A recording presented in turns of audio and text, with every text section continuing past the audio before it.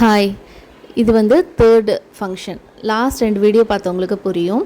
அதாவது இந்த சாப்பாடு செஞ்சு போடுற ஃபங்க்ஷன் இருக்குல்ல அது. இது வந்து தேர்டு வந்து தங்கச்சி வீட்டில் பண்ணது. அது போஸ்ட் போடுறேன்னு சொல்லியிருந்தால அந்த வீடியோ தான் இது.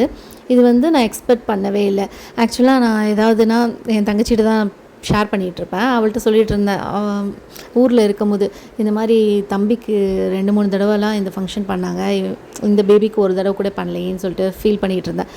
அதை புரிஞ்சுட்டு சதீஷோட அத்தை பண்ணாங்க ஃபஸ்ட்டு. அடுத்து எங்கள் அம்மா வந்து எப்போவுமே யாருக்காக இருந்தாலுமே அவங்க வந்து பக்கத்து வீட்டில் ஒருத்தவங்க கன்சீவாக இருந்தால் கூட எங்கள் அம்மா சமைச்சு கொண்டு போய் அங்கே கொடுப்பாங்க. அந்த மாதிரி அவங்களுக்கு அது வந்து ப்ரெக்னெண்ட்டாக இருக்கவங்க ஆசைப்படுறது பண்ணணும்னு சொல்லிட்டு அதை பண்ணி கொடுப்பாங்க. அதனால் வந்துட்டு அவங்களுக்கு அது நான் எதிர்பார்க்குறேன்னு தெரிஞ்சு பண்ணலை, அவங்களாக பண்ணாங்க. தங்கச்சிக்கு வந்து இவ ஆசைப்பட்டாலேன்ட்டு சர்ப்ரைஸாக ஒரு தடவை வீட்டுக்கு வா அப்படின்னு சொல்லி கூப்பிட்டா. நான் வீட்டுக்கு போய் பார்த்தா இந்த மாதிரி நான்வெஜ்ஜில் வெரைட்டிஸ், எல்லோரும் வெஜ்ஜில் தானே பண்ணுவாங்க, நான் நான்வெஜ்ஜில் பண்ணேன்னு சொல்லி என் தங்கச்சியோட ஹஸ்பண்ட் வந்து சொல்லி அதுக்கப்புறம் அவங்க பண்ணாங்க. ஃபுல்லாக நான்வெஜ்ஜாக இருந்துச்சு. அது என்னென்ன வெரைட்டி இருக்குதுன்னு இதில் பாருங்களேன்.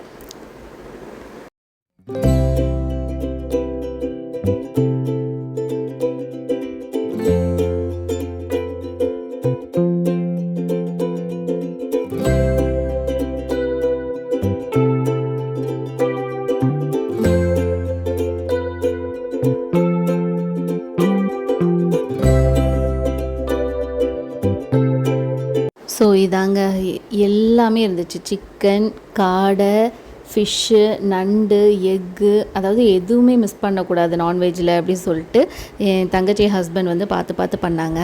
இது நான் எக்ஸ்பெக்டே பண்ணல. திடீர்னு சாப்பிட வர சொல்லிவிட்டு ஃபுல்லாக இந்த மாதிரி வெரைட்டிஸ் வச்சுட்டு செஞ்சு போட்டாங்க.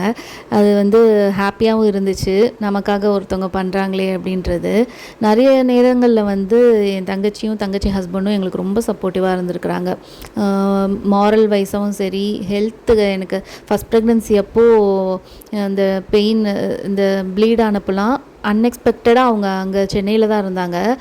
ப்ளீட் ஆகிறப்போ அவங்க பக்கத்தில் இருந்தாங்க.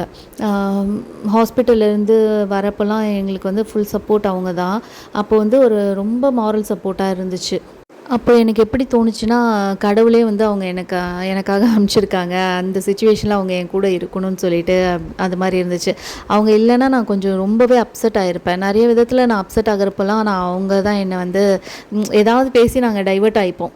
இதே மாதிரி தான் ஹாஸ்பிட்டல்லையும் அட்மிஷன் போட்டதுக்கப்புறம் கான்ட்ராக்ஷன் பெயின் வரும்ல, அந்த டைம்லலாம் வந்துட்டு பேசி டைவர்ட் பண்ணி, ஏன்னா அந்த கான்ட்ராக்ஷன் பெயின் உங்களுக்கு தெரியும், பெயின் வரும், ஒரு கேப்பில் கம்மியாயிடும், திரும்ப பெயின் வரும், கம்மியாகும். அந்த பெயின் வர டைம்லலாம் ஏதாவது ஐயோ வலிக்குது அப்படின்னு சொல்லி ஸ்டார்ட் பண்ணும்போது ஏதாவது பேசி டைவர்ட் ஆகிட்டு ஒரு ஃபியூ மினிட்ஸ் திரும்ப நார்மல் ஆகிடும். இதே மாதிரி பேசியே கொஞ்சம் பெயின்லாம் மறந்துருச்சு.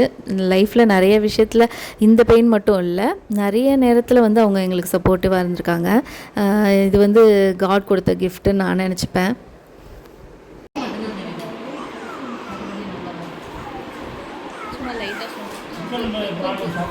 ஓகே,